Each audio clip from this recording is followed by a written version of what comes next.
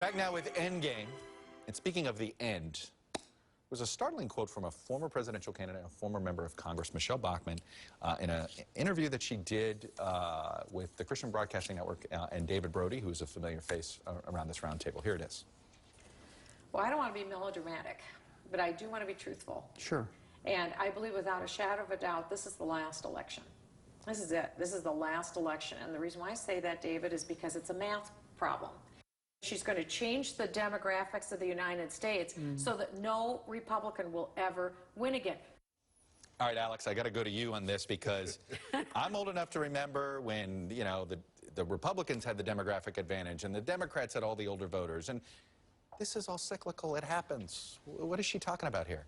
Shame on Michelle Bachmann. This is the end of her Republican Party, the old Republican Party that failed. But if she only believes that this Republican Party, that our principles are good for people like her, that they're not good for the next generation of voters, for young people, for women, for minorities, for everybody, she shouldn't be a Republican. If that's all the faith you have in conservative principles, yes, she should leave a Republican. Hers is dead. By the way, that kind of thinking is what created the vacuum that defeated 16 other Republican candidates and let an outsider come in. It was all about us and not about the future. There's a message out there, another generation of Republicans. Let's open up this economy so that everybody benefits. Let's open up our schools. Let's open up health care. Everybody will benefit. She's the past. She's what's wrong with the Republican Party. But the Republican Party had the Latino vote to lose. And what I mean by that is that the Latinos are the fastest purveyors of businesses. You actually, they're more, you know, older generations are more conservative. And older generations are. So what she basically just said is she admitted that right now the Republican Party is a white nationalist party. And that's basically what she created. Well, she did. Hers is. Look at Donald Trump. But this is the thing is that if you actually want a party of ideas. I know.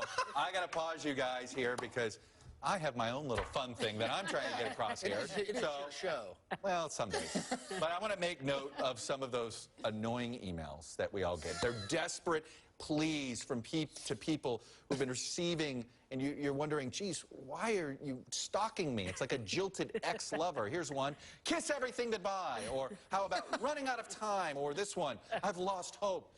By the way, these are not, you don't need to get a restraining order. These are all just end-of-the-month political fundraising emails that come from places like the Democratic and Republican campaign committees or individual candidates. So I have to say, very quickly, Mr. Saliza. I have so many of them. Yeah, I mean my inbox is... It obviously works, but it's like, well, to me, I just throw them away. I used to, and this is as recently as a year ago, I'd be like, oh, Hillary Clinton. Yeah. Wait a minute. That's not, like, they do it, so it feels, it's just like getting mail where they try to get you to open it. You're like, oh, wait, this is important. Oh, no, it's too long for the Nigerian prince. I was just going to say, I missed the Nigerian emails. Fair enough. All right, before we go, I want to do a little promotion. We want to remind you that Donald Trump and Hillary Clinton will make their first joint appearance of the general election at our own Commander-in-Chief Forum on NBC and MSNBC this Wednesday night, 8 o'clock Eastern, 7